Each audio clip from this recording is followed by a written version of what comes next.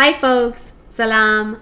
I recently went on a healing journey, a healing retreat that involved the use of psychedelics, ayahuasca in particular, in Costa Rica. I know this is going to sound dramatic, but it changed my life in the most beautiful possible way for me right now.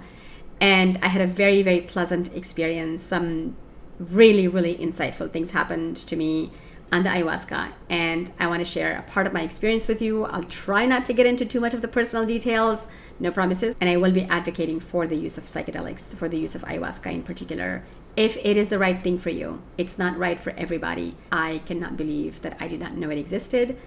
I did not know what it's capable of doing to me, of healing me. I had heard of psychedelics, but not really ayahuasca. I knew that mushrooms existed. I kept hearing about mushrooms, but ayahuasca, oh my God, I feel like a completely new person. I'm talking about it publicly because I do think that this knowledge should be more widely, more publicly available. We should know that ayahuasca exists as one possible way for us to heal through difficult things, through the wounds that we're all carrying. Every single human, every single being is carrying wounds. And we've all experienced something bad that is having an impact on our physical bodies and also just on our life, and therefore on other people as well. And so I'm so grateful to myself that I gave it a try. I'm so proud of myself for giving it a try. I did not know what it was. I mean, I really had no idea. I read the reviews on, or some of the information on ayahuasca literally just 2 or 3 days before I went. When I was Googling healing retreats and this place called Rythmia came up, I didn't even care for the ayahuasca. I got so much clarity about my life, about my future, about my past, my present, all because of the ayahuasca. I can't believe that I have been living, though I was living the way that I was, and I can't believe this is what it's like to walk on earth, to walk in this universe as a healed person. I am so incredibly excited about the world, about my life, about my future, about who I am now and what I'm capable of now. I got to release so much negative stuff from my body, including my lack of confidence issues that I had. Apparently, I thought I was a confident woman, but it turns out I wasn't. And some things that I was still holding on to that I didn't know I was holding on to. Indigenous people tell us that when you heal on the ayahuasca, you heal not just, or when you heal in general, when you heal, you don't heal just yourself, but you also heal 7 generations before you and 7 generations after you. So the place that I went to is called Rythmia. It is an American company that is located in Costa Rica. A side note here, ayahuasca is illegal in the United States, apparently, except in one state. My suspicion is that for the reason that it's illegal is that it's incredibly effective at healing different kinds of illnesses and disorders, from PTSD to depression to anxiety to personality and attachment disorders to literal physical illnesses. It can cure. It has the power to cure certain illnesses. I think illnesses that are connected, physical illnesses, physiological illnesses that are connected to emotions, I believe that's when it can cure something. And I'll come back to that point in just a bit. You can look into it if it's something that you think might be the right thing for you. It is not going to be the right thing for everybody. Rythmia in particular, the place that I went to, they do a lot of assessments to make sure that your body can handle the ayahuasca, that it is the right thing for you at that time. You can't combine it with most other drugs. So somebody there had been taking migraine medication, or somebody was taking sleep medication, and they wouldn't let those people participate in the ayahuasca ceremonies. The point is, it is not for everybody. But if you're on the fence about it, if it's something that you've been looking into, or if you have tried so much else, everything else to heal yourself and nothing is working, then maybe ayahuasca is a thing to consider.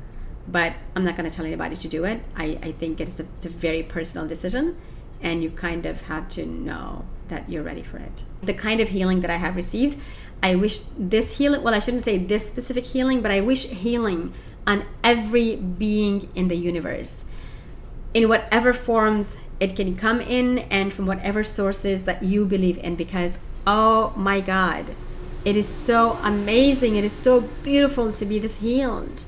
Anyway, I should mention, of course, that Rythmia is not sponsoring this video. They're not paying me to do this. This is a very, very personal review. So ayahuasca is a psychedelic. It is a plant medicine. Indigenous people discovered it in the depths of the Amazon. and they call it a medicine, and it is a medicine. Scientifically, the way that it works is that it activates these networks of memory and vision in your brain, and so that's why you get the kind of clarity. It feels like it gets into your subconscious in a way, and it takes out or brings to surface negative things, positive things, neutral things, things that you're holding onto that are affecting you in some way. The things that I had been suppressing, things that I'd been hiding, things that I was denying, things that I had forgotten about. There was somebody in the program who discovered something had happened to them that they did not know had happened to them. So that can happen as well, right? Because our body keeps track of the things that happen to us, the emotions and the feelings and the experiences that we have, whether or not we remember them. And our brain keeps track of that. And so the ayahuasca, the DMT in the ayahuasca, the DMT is a chemical that is it's the primary ingredient in ayahuasca, and our bodies already produce the DMT too.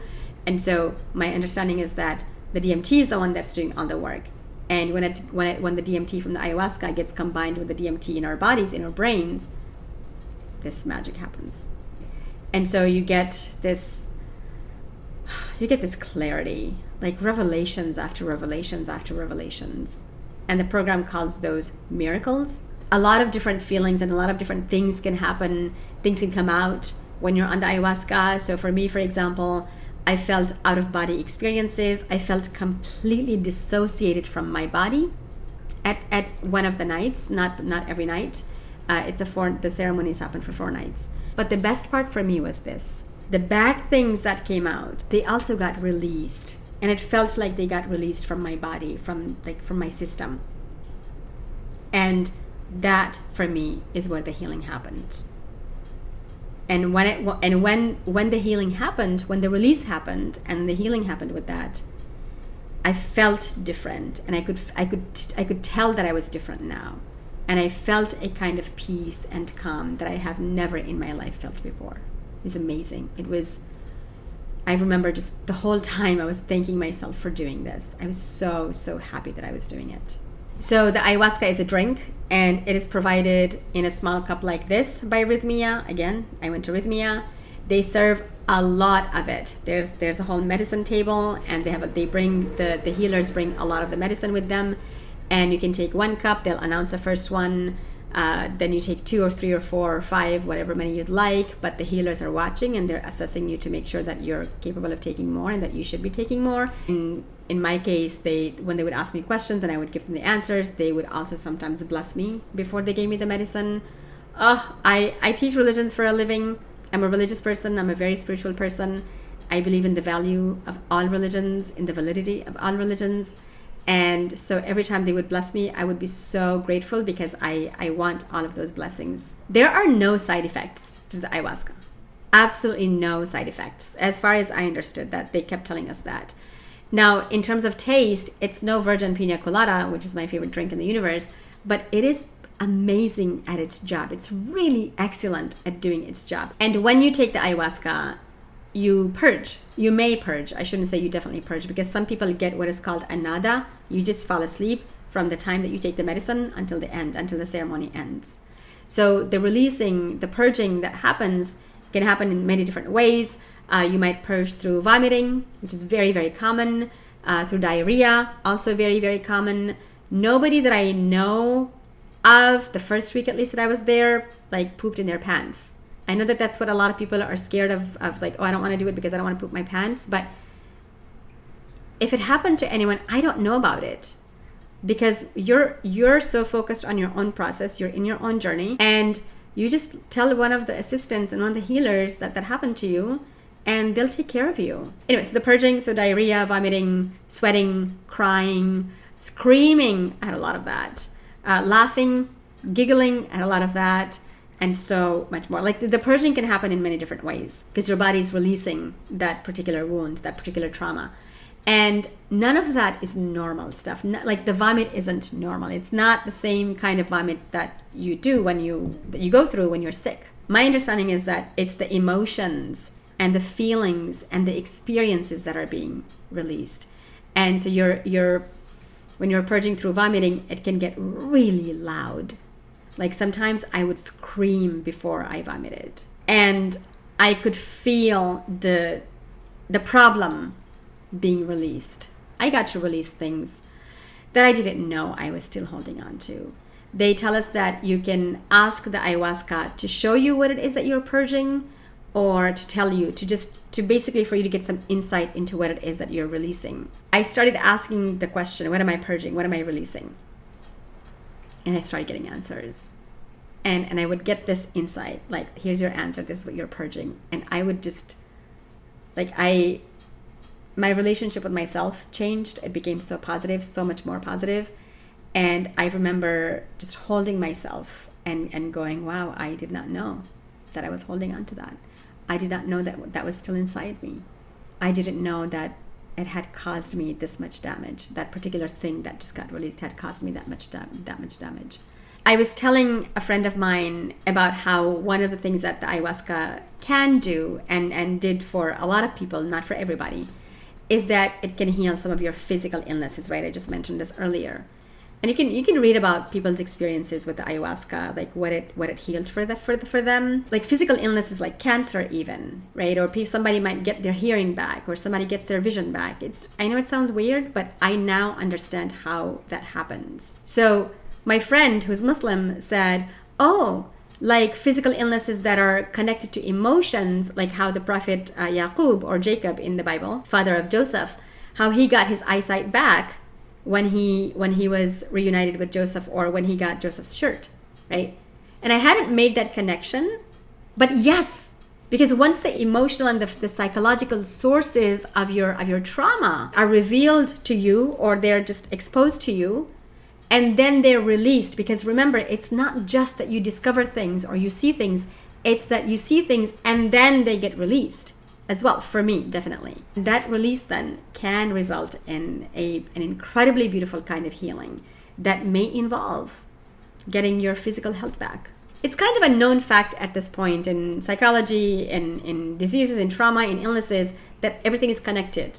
The emotional health is connected to the physical health, which is connected to the mental health. So you can't separate the mind from the body, and you can't separate emotions from the physical impact that they will have on your body, on your health. So it's all making sense to me how the ayahuasca ends up doing its job. So a lot of people ask me how I chose this place, right? As I mentioned, I was desperate to heal, and I just literally Googled healing retreats, and I found Rythmia.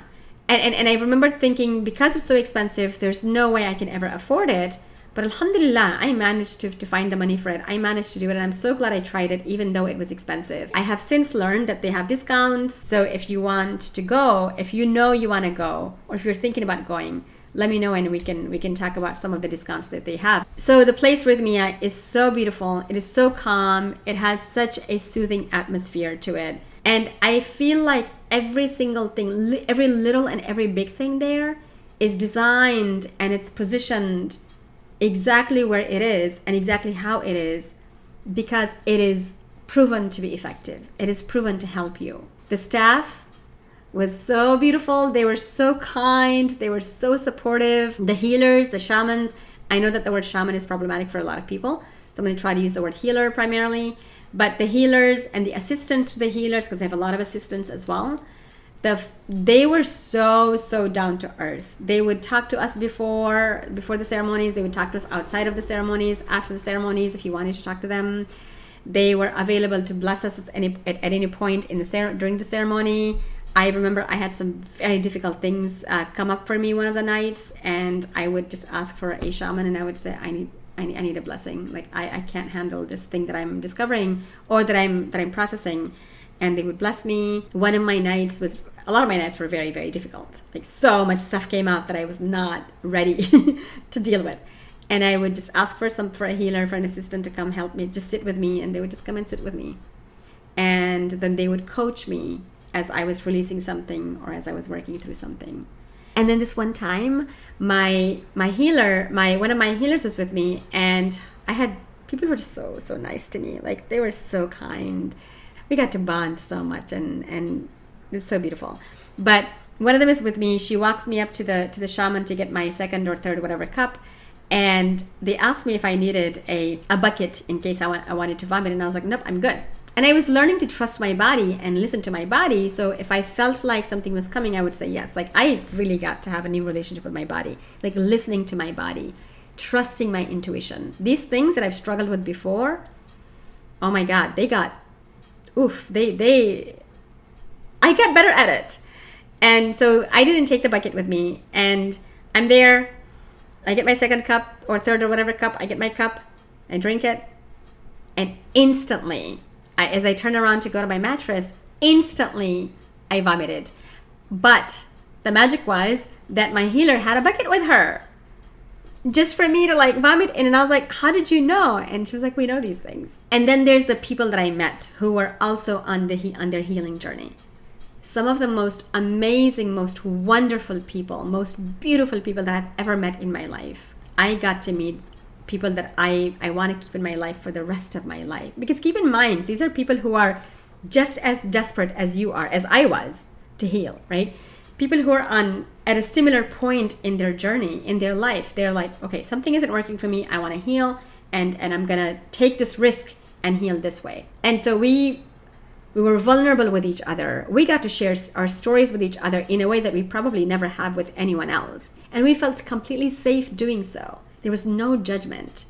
I got to see men being vulnerable in a way that I have never seen them before. I got to see a dramatic difference from day one when I first saw them to the last day that they were there. And you could see it on their face. You could tell in their body. Their energy was different now.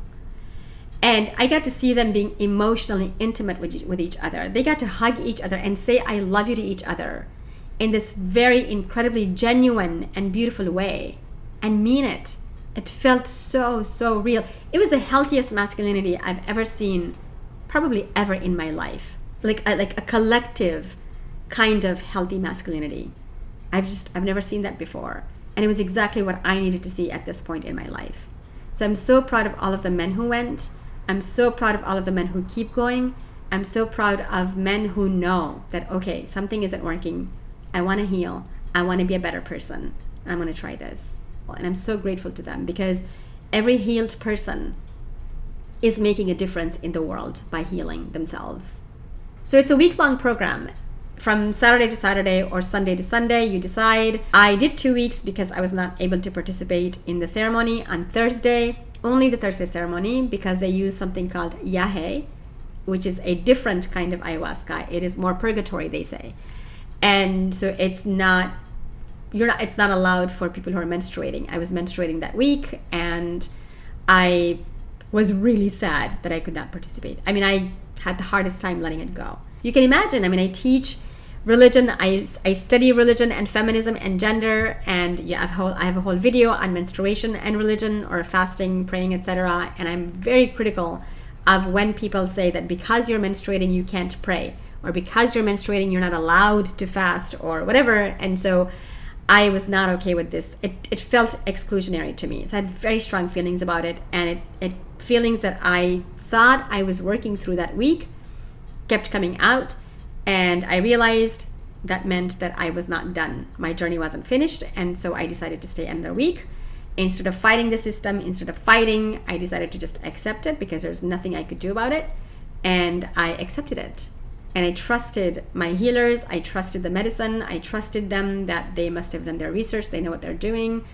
And I decided to just make peace with it, and I stayed a second week. So if you can't do the yahe on Thursday, there's an alternative ceremony called the moon ceremony. And that night was really beautiful too. I mean, it wasn't ayahuasca, but it was a couple of hours, and there was meditation. It was me and another person who was also on her menstruation, and then 2 female healers. There was something called rape that we used. You inhale that, and it's a healing thing.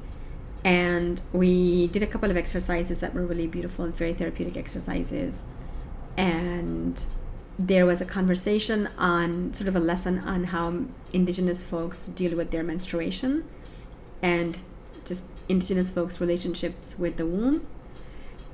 I will say that because of the ayahuasca, my relationship with my womb, with my period, my uterus has changed in a good way. But a lot of that happened for me the first week that I was there.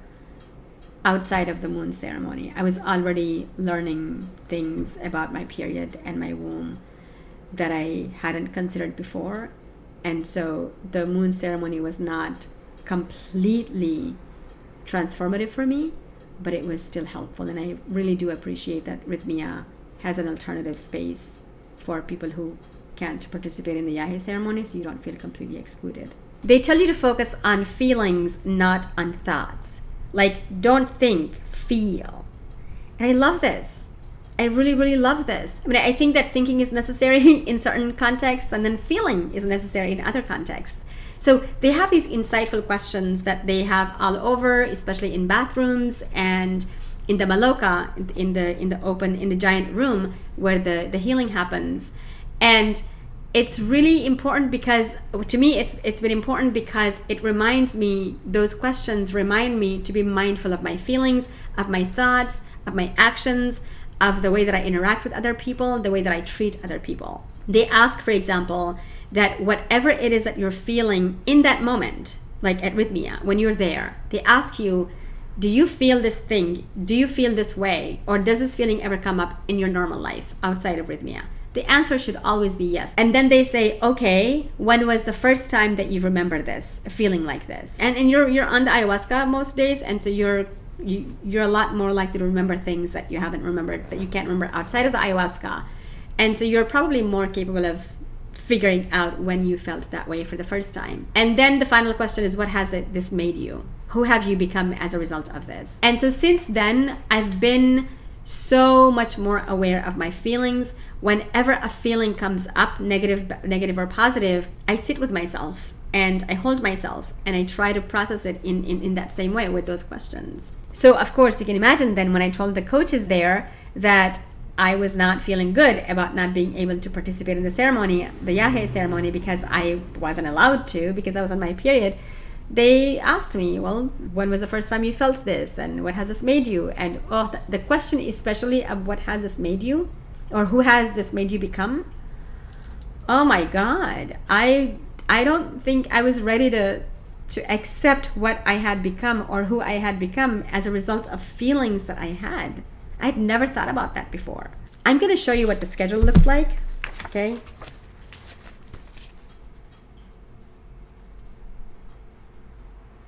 The stuff in orange is mandatory classes, and the things that are not in orange are optional. They have a spa, a really beautiful spa. They have a sauna. They have a cold plunge. Oh my gosh. I tried it for the first time. Some of the guys there were doing it for 8 minutes, 6 minutes, 10 minutes, and I could not do it for that long. So I get in the cold plunge, and I tell my friends, I'm only going to do 10 seconds. Like, I'm going to, keep the bar low for now, just 10 seconds. And they're all counting, but they're at a different, they're on a different number. And so Simon, one of my dear friends there, he's like, let's start over. And I'm like, I think they're on number 6 at that point. And so he's like, let's start over. And I was dying. It was so cold. I mean, it's ice cold water. And it was killing me. And so when he said, let's start over, they did. They started over. I believe that I did more than 20, or I did more than 15 seconds. But they started counting again all over from 1, and they went up until 10. And I was so proud of myself because I set a goal and I met it. And I was freezing after those 10, 20 seconds. But it was so worth it. It was so beautiful. They have a mud bath. They have a beautiful pool. They have a lot of different, they have a gym. There are yoga classes, but there are also, their breathwork, the breathwork workshops are so healing. Because the breathwork stuff is one of the many things that you can take with you outside of Rythmia, right? Because they teach you how to do breathwork. They teach you the different breathing techniques out there. Oh, they also have a colonic cleanse. There were 2 that are provided. I recommend both of them if you can handle it. It was my first time doing one. But it was such a great experience, such an interesting experience. So I mentioned earlier that the program uses the language of miracles and intentions, right? The insights and the revelations that you get, the program calls those miracles. I wasn't a fan of the language of miracles before I went, but now because my perception changed. I had a huge change in perception, and I now appreciate it because it works. And it is a miracle. Healing is a miraculous thing that happens. It's helped me become a more intentional person. I have a new relationship with intentions. But before you take the medicine, they'll prepare you for the medicine. And one of the things I keep highlighting is you want to have intentions. You want to set intentions before you take the medicine. They give you 3 intentions to start with. You want to avoid having intentions that are limiting or limited, that are very narrow. Like don't ask for things like, who should I marry, or where should I live, or what kind of job should I have? Those are actually really, really insignificant, very, very trivial things in the larger scheme of things. So they give you 3 intentions to start with that are very general. Most likely you'll get your answers, the questions you're asking about, where should I live, what kinds of jobs should I have, who should I marry this person, etc. Those questions can get answered through these bigger questions. So the first intention they give you is, show me who I have become. The second one is, merge me back with my soul at all costs. And the third one is, heal my heart. The idea of these intentions is this: you have become something that you were not supposed to be. And the reason that happened is that at some point in your life, you were separated from your soul, from your higher self. You experienced a wound, you became wounded, you experienced a negative thing. Something happened that your body received and experienced as a negative thing. Whether or not it was meant to be a negative thing is irrelevant. But you received it as a negative thing because you were a kid, you were a baby, you were a child. You didn't know that you can't read people's intentions. And so you end up learning that, oh, I'm not supposed to be my way. I'm supposed to be something else because I'm not safe being who I am. Maybe it's psychologically safe or emotionally safe or physically safe.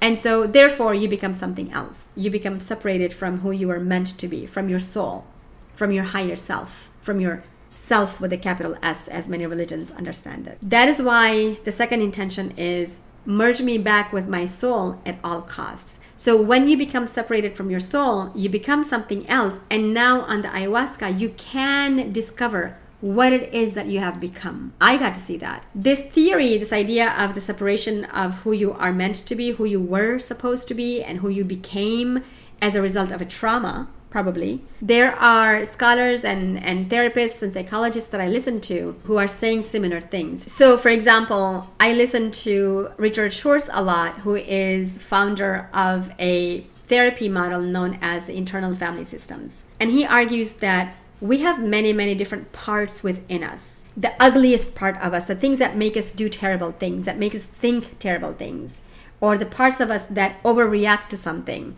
or the part of us that hurt people or ourselves, and so on. There are many parts of them, and he gives them names like the exiles or the firefighter and so on. He believes that those parts emerge, they're born in a context of trauma. They are born in response to traumas that we experience. And they exist to protect us. And this is a theory that is becoming more well-known, and I'm seeing parts of it in many other different therapy models that I'm familiar with, that I'm studying, and I feel like that's kind of what Rythmia is also teaching, right? That we have different parts within us, and one part of us is hidden. The original part of us is hidden. And this other part of us, the one that's active, the one that's making all of these decisions, is doing it out of fear. It's doing it in response to trauma. We became something that we weren't meant to be because we got hurt. We learned not to be who we were meant to be. We learned to silence ourselves, to suppress our emotions, our feelings. And so we become dissociated from our soul. So in some way, everybody is dissociated. I know that's a technical term. I don't want to use it lightly. But we're all separated from our higher self. All of the healing I keep mentioning happens in a giant room that they call the maloka, which is what indigenous people call the healing place, right? The specific place where the ayahuasca or the medicine ceremonies take place. The men and the women were separated, so men on one side, women on a different side, but we're all still in this giant space. And the healers are all there. There's music, live and recorded. There's smoke. The medicine, all of it works together to do the healing. And I loved all of it at all times, except one night, one moment, like a brief moment, I could not stand the smoke. And I wanted to run away from it. And they tell us that you should not leave the room, the maloka, when you want to run away. When you feel like you really need to run away, that's when you stay, because something incredible is taking place at that moment. And when you want to just get out because you feel like it, not because you need to, that's when you want to go outside. What I learned was the ways that nature, right, different layers of nature, like the smoke and the plant, the nature outside and the music, all of it is working together, like really, really together to heal me. And it's amazing because indigenous folks have clearly done their research to know how long the medicine should be in your body and how long it can stay in your body. And so I feel like almost all of the days that I did the ceremony ended exactly sometime after my process was finished. That felt magical to me. There was only one night where it didn't feel like my process had finished and the ceremony ended, and I was frustrated. But I had to remember that it wasn't done. I still had 2 more nights, and those next 2 nights is when my process did get completely. I'm so glad I stayed the second week, because that's when the things that I went to heal, stuff that happened to me a few months ago, is exactly what got healed. So I want to tell you a little bit about my actual experience on the ayahuasca. This is where I might share some weird things. I might share some personal things. I'll try not to, but we'll see. I don't know what I'm going to say yet. But the Monday, it was my first time on the ayahuasca. And it was really challenging for me. But the reason it was challenging was the issue that I was dealing with. And it was the same issue that I went there to work on. That happened a few months ago to me. And I purged through vomiting so much. I mean, I was violently vomiting, to the point where the healers, 2 of the healers came and they gave me water. You're not supposed to have water once you have the ayahuasca, but they can make exceptions, and they made an exception for me. They gave me water. And I remember as I was drinking the water, like it was a lot of water apparently, and so, or it felt like a lot of water. And I'm drinking, and I thought it was gonna finish. And I kept thinking, okay, I have very little left and it's gonna finish, and it wasn't finishing. And I remember saying out loud to them, oh wow, this is a lot of water, this is not ending. And I had such an incredible insight that night about my scarcity mentality, my belief that I don't deserve things, that I don't deserve that much water or that much of anything, that I'm not capable of getting that much of anything. Wow. I had to really sit with that. And thankfully I had my journal with me, and I took a lot of notes that night. And then my second night, the Tuesday, it was the most painful night of the history of my existence. It was so hard. It was so painful. I am going to mention something potentially triggering, so trigger warning. For the next probably few minutes, I will be talking about sexual abuse. I was sexually abused as a child from the ages of 6 through 11. I knew that this had happened to me, so this was not a revelation for me. But what was a revelation is the way that the abuse stayed in my body all this time. How the abuse shaped certain decisions that I have made in my life, from career choices to the way that I fight injustices and harm and oppression and abuse, to the way that I fight, like just the way that I do my work, my activism. I had no idea about most of that. I was abused by my Quran teacher, the man who was supposed to be teaching me the word of God, the most sacred word of God in Islam, the holy book of Islam, the Quran. I had already known that affected my relationship with religion, with religious patriarchy, with, of course, with abuse and everything, with all men in positions of power, especially with religious men in positions of power. So I knew that part. But I did not know a lot of the other things that showed up for me that night. When I was seeing what the abuse had done to me, I remember saying at one point, no, I'm not accepting this. I want to hold on to this because I am so sad for myself. And I need to accept this sadness, and I need to realize it. I need to acknowledge that this is the impact that it had on me, that the abuse had on me. I did not know that. And then at some point, I was ready to let it go. And when the release happened, my God, I feel like I woke up at some point, and there was this tremendous calm all around me. And I forgot something really important, actually. This is really, really important, okay? At one point, my healer who was next to me said, "Sister, you're being very loud." And I didn't know what I was being loud for. I didn't know how I was being loud. Like, was I screaming? Was I talking? Was I giggling? What was I doing? And I thanked him profusely. And I said, thank you so much for telling me. Thank you so much for letting me know. I'm glad to know, and I'll be quiet. And then I said to him, I wonder what that was. I was like, I wonder what was I processing? What was I dealing with? And then I made my face changed. I know what face I was making in that moment. The shape, like my lips changed as well. And I said, I know what that was. And I started saying it out loud. And I don't know how loud I was. I must not have been very loud because they didn't take me outside. But I said, that was a sexual abuse. He abused me for a really long time, from the ages of 6 to 11. And then I laid back on my mattress, and at some point, I started screaming. I didn't feel it. I didn't hear anything, but they came, the medic and like other people came, and they were like, we're going to take you outside on the mattress. It's one thing when they take you, like they're like, okay, let's walk you gently outside.